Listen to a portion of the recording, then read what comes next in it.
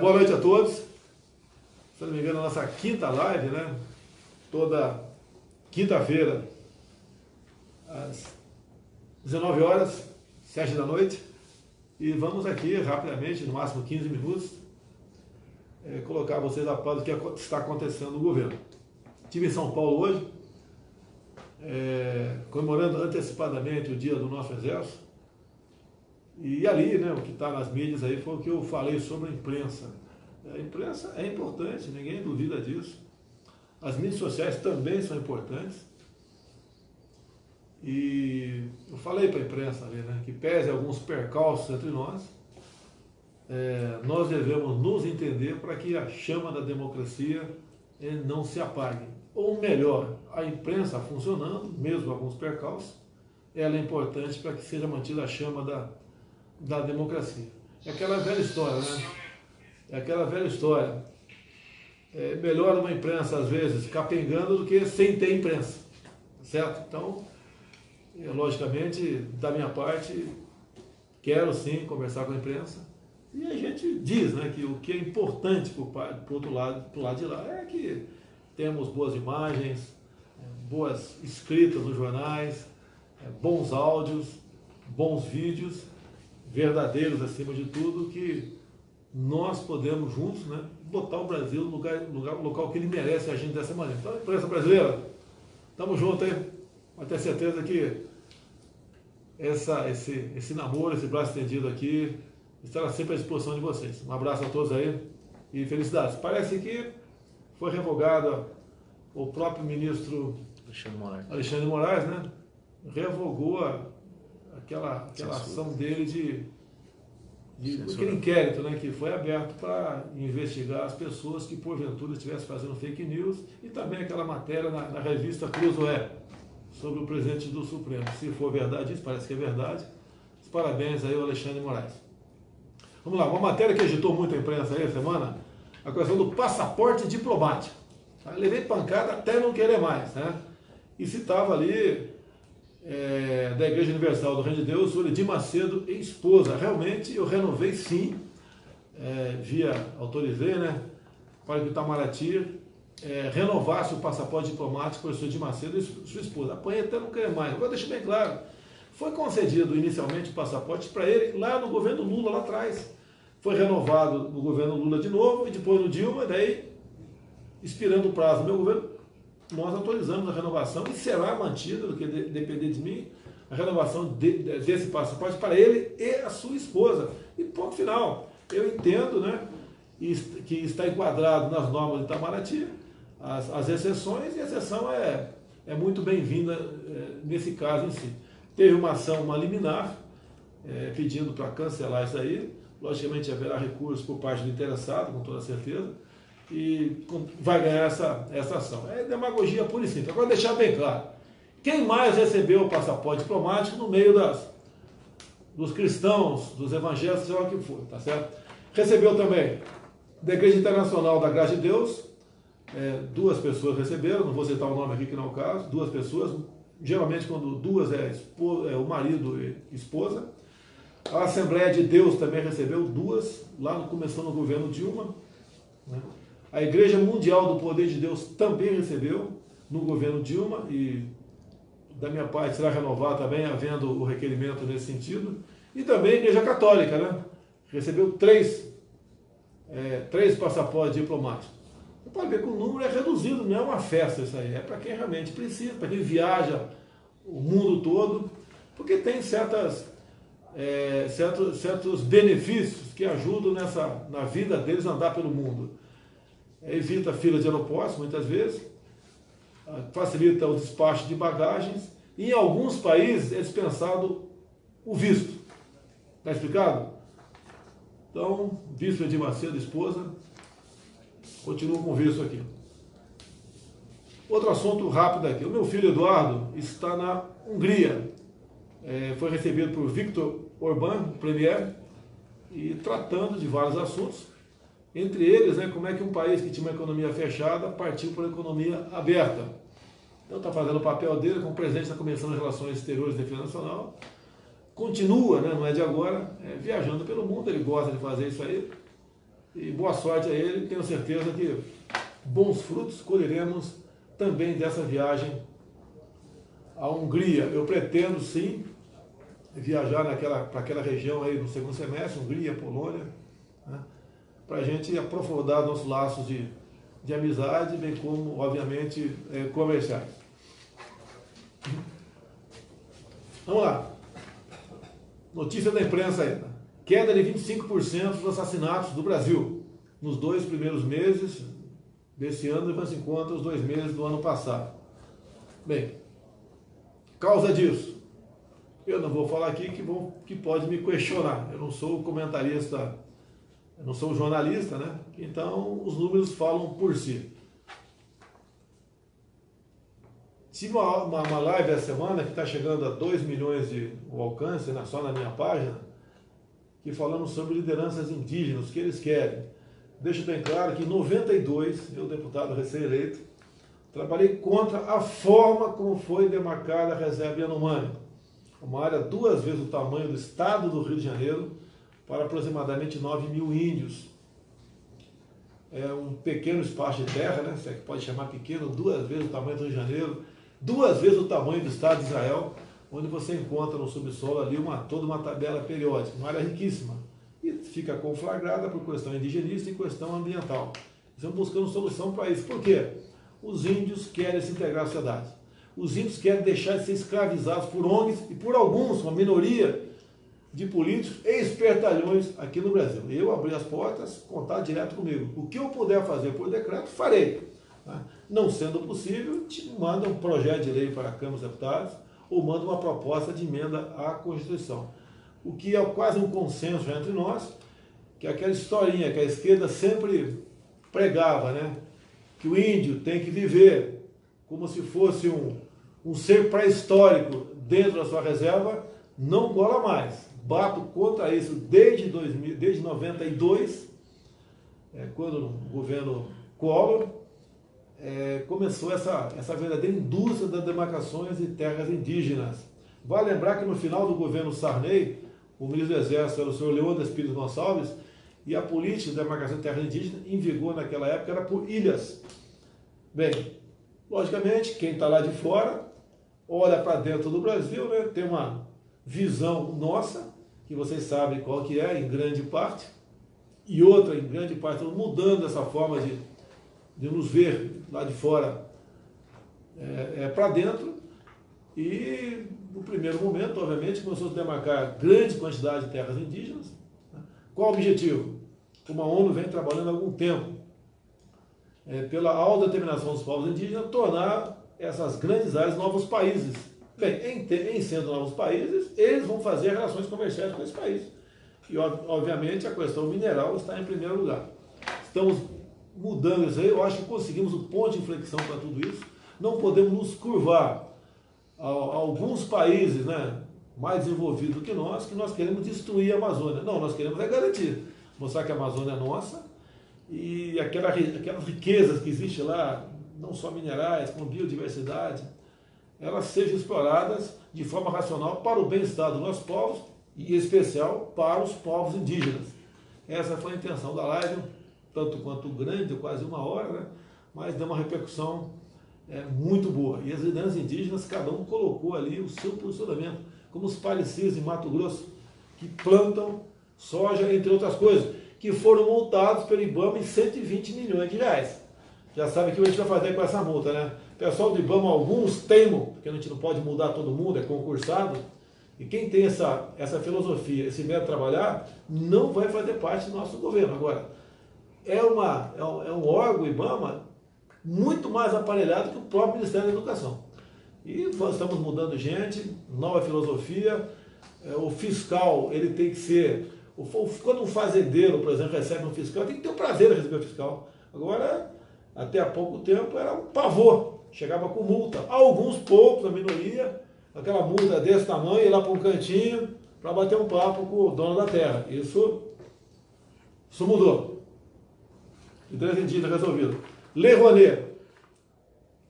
Essa desgraça dessa Lei Rouanet, né? Começou muito bem intencionada, depois virou aquela festa que todo mundo sabe, né? Cooptando classes artísticas, pessoas famosas para apoiar o governo. Quantas vezes você viu figurões aí, não vou falar nome não, né? Figurões defendendo Lula livre, viva Che Guevara, o socialismo é o que interessa, tá certo? Lula é isso, é aquilo, em troca da Lei Rouanet, o pessoal recebia até, acredite, né? O limite era, o teto, 60 milhões de reais. Então, artistas recebiam até 60 milhões de reais, ou poderiam receber. Passamos esse limite para quanto? 1 milhão de reais. Eu acho que está alto ainda, mas diminuímos 60 vezes o valor desse teto. Então, mais gente, mais artistas poderão ser beneficiados da Lei Rouanet. E com 1 milhão de reais, com todo respeito, né, dá para fazer muita coisa, em especial alavancar esses artistas da terra, raiz, para que, quem sabe, eles tenham uma carreira bastante promissora no futuro. Pronto, chega aí, Rony. Secretaria da Pesca, isso é importante porque há uma festa no seguro-defeso, uma festa, tá certo? O que é o seguro-defeso? Por 3 ou 4 meses por ano, o pescador, como ele não vai pescar, né, é época do peixe se reproduzir, ele ganhava um salário mínimo por mês, ok? É bem-vinda a proposta. Agora, nós calculamos que 65%, ou seja, 2/3, sejam fraudes. Tá? O que a gente quer fazer agora? Combater as fraudes. Gasta-se mais de 2 bilhões de reais por ano com essa rúbrica e devemos combater isso daí. Tem gente que mora aí na costa, né, do Brasil que nem sabe que a água do mar é salgada, mas recebe o seguro-defeso. Tem um estado, eu vou falar qual é esse estado, para evitar problemas, né? Mas lá na frente vai dizer com toda certeza, se a gente conseguir a prova, onde o governador daquele estado tinha a senha. Então eu fazia o cadastramento, sabe como? Por telefone. Ligava para as pessoas, né? Sabia aproximadamente, logicamente, onde essa pessoa morava, e fazia o cadastramento por telefone. E era assim, era o João, né? O João, o senhor tal, o senhor pesca, não pesca, a pesca assim, pode cadastrar isso e aquilo. Pessoa humilde, né? Acabava dando seus dados e passava a ser beneficiário, então, do seguro-defeso. Daí perguntava, o senhor tem esposa? Tenho. Acaba a esposa também. Tem filho? Quantos filhos? 8 filhos. Mal de idade? Botava os 8 filhos lá. Tá? No vizinho, tio, avô, botava todo mundo. E, logicamente, aquela historinha, né? Olha, é o governo aqui do estado tal, e não esqueça da gente por ocasião das eleições, o seu voto é muito importante. Se alguém um dia falar em tirar isso daí, você fica contra essa pessoa que fizer campanha nesse sentido, porque é um direito teu, e o povo brasileiro, em parte, né, essas pessoas mais humildes, são levadas dessa forma a se associar, a se inscrever e ganhar esse benefício. Detalhe, deixa eu bem claro. Agora, no final de maio, a gente vai lançar um recadastramento. E o que nós pretendemos fazer? Quem até lá voluntariamente sair do sistema, sem problema nenhum, está lixado. Quem teimar em ficar, poderá receber um processo por falsidade ideológica. Coisa que, no fundo, a gente não quer fazer. Mas, se insistir, isso é fraude, é desvio. Não podemos apenas falar que o pessoal que na Lava Jato desviou milhões tem que ser preso, punido, etc. Tem. Agora, quem comete delito dessa natureza é pouca coisa, entre aspas, né?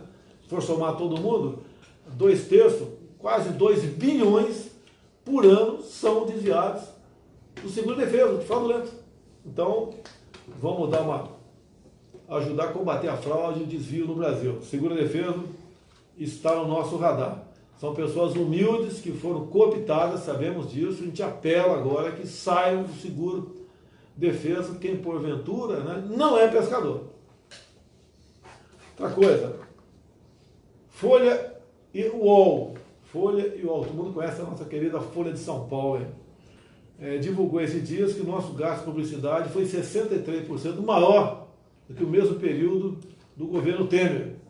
Vamos lá? Mentira! Mais uma, né? Mentira. Os gastos do período do ano passado, sim, foram 75 milhões do governo Temer. O nosso foi 33 milhões de reais. Agora, por que não serve que nós somos maior que 75? Porque as dívidas, né, a fatura de dezembro, nós pagamos em janeiro e fevereiro. Não é da nossa conta, é do governo anterior. Então o pessoal faz essa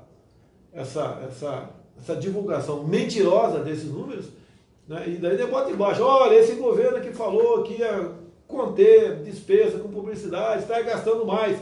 E mais ainda, eu não sei qual TV aqui, Record ou SBT, falou que nós gastamos mais do que com a Globo ainda.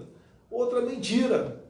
Tá, ok? A gente não quer perseguir ninguém. Em haver necessidade de gastar com a mídia tradicional, vai ser gasto, que na mídia social a gente não consegue atingir todo mundo, tem o seu valor muito importante aí, a mídia tradicional, nós vamos usar. Agora, vamos usar o critério técnico, tá certo? Não vai ser mais aquela televisão conseguindo 85% da propaganda, os demais 15%. Não, vai ser técnico o negócio.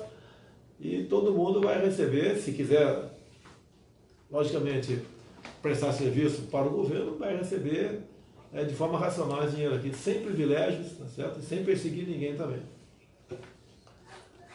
Liberdade de imprensa, já falei liberdade de imprensa? Em São Paulo, falei. Outra coisa, conversando com o Sérgio Moro e com o Paulo Guedes, nós temos aí muitos concursados aprovados para a Polícia Federal e nós conseguimos então 1.000 vagas que fossem efetivadas em 2 grandes grupos, né? 500 e 500 ou 600 e 400, por aí, mas mais ou menos aí. Então, a nossa Polícia Federal, até num prazo daqui 1 ano e meio no máximo, vai ter em seus quadros mais 1.000 profissionais para exatamente continuar ajudando, né, no combate à corrupção, à fraude, a desvios. E o quadro da PF está bastante reduzido. Um esforço do governo, demos sinal verde, para que esses 1.000 concursados, então, venham a ser aproveitados aqui pela Polícia Federal. Outro lado importante aqui, invasão de terra, meus amigos do MST. No primeiro trimestre do ano passado, foram 43 invasões de terra.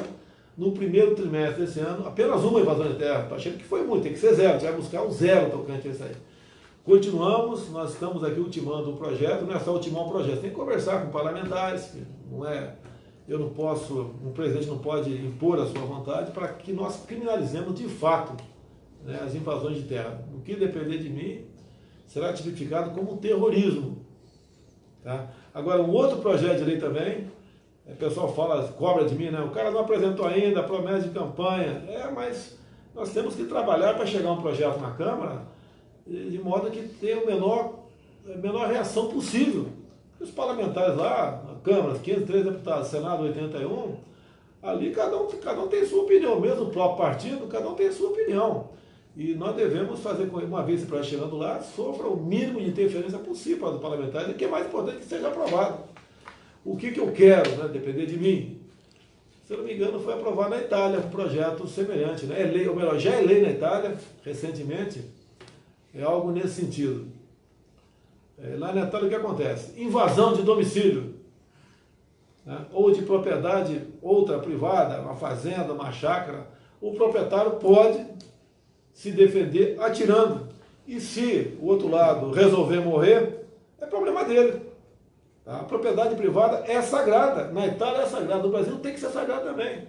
Então o nosso projeto visa o quê? Né?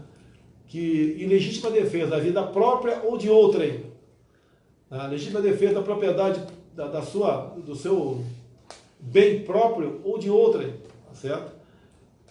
Entra aí o excludente de ilicitude, se responde, mas não tem punição. Isso ajuda os nossos policiais, civis, militares, policiais federais.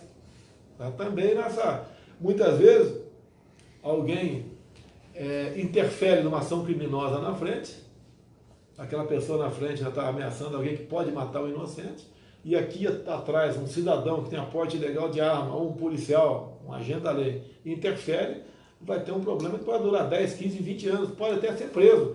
Olha o caso na Ana Hickman novamente. Ali tem a ver com duas coisas. Um está no projeto do Moro, questão do excesso.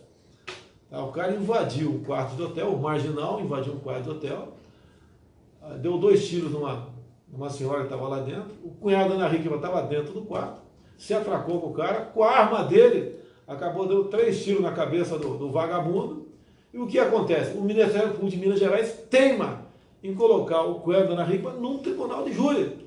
Não tem cabimento isso. Tá? Aí o que acontece? No projeto do anticrime do Moro, fala da figura do excesso, que interessa para o policial também. Muitas vezes o policial está numa ação de madrugada, uma circunstância bastante adversa, e ele dá mais de 2 tiros em quem estava atirando nele. Mesmo assim, isso é considerado excesso e ele responde.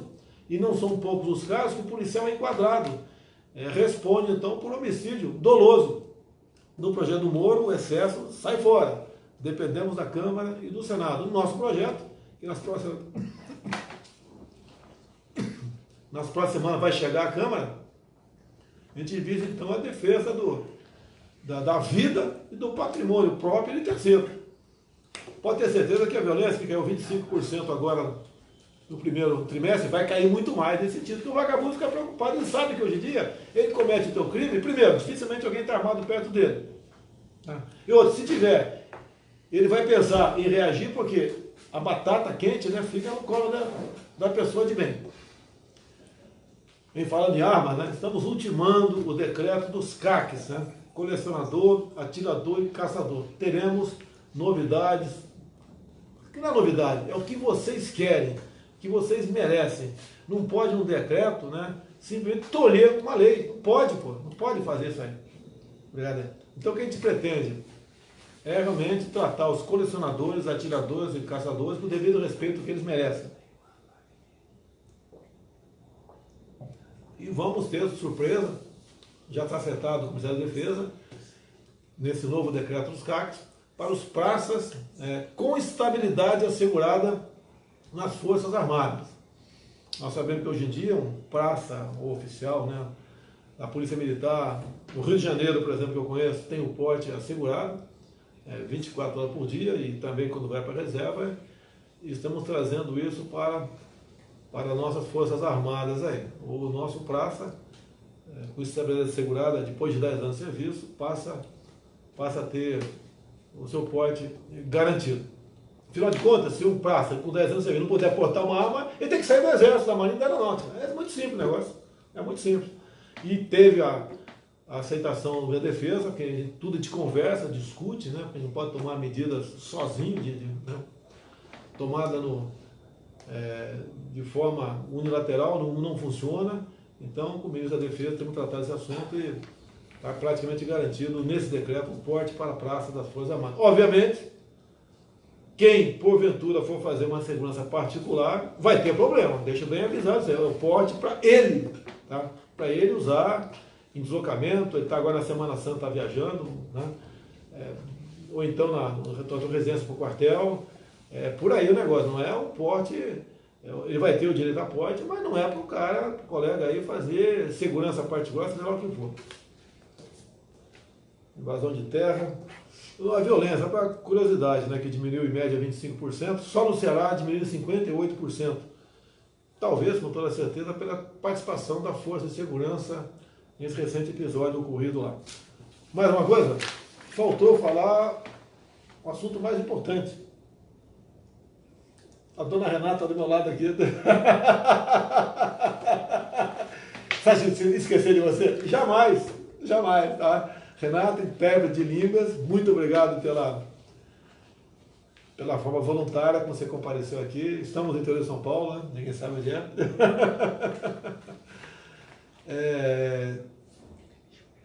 Como é que é? Fala alto aí, cara. Páscoa. Ah, tá ok, valeu. Então, obrigado, Renata, pela presença. E estamos na Páscoa, né? Amanhã. Uma boa Páscoa a todo mundo, que Páscoa é um momento de você refletir, pensar no próximo, perdoar, tá, okay? E agindo dessa maneira a gente faz um mundo melhor para todo mundo. Um grande abraço nos homens e um beijo nas mulheres. Até quinta-feira da semana que vem, se Deus quiser. Valeu!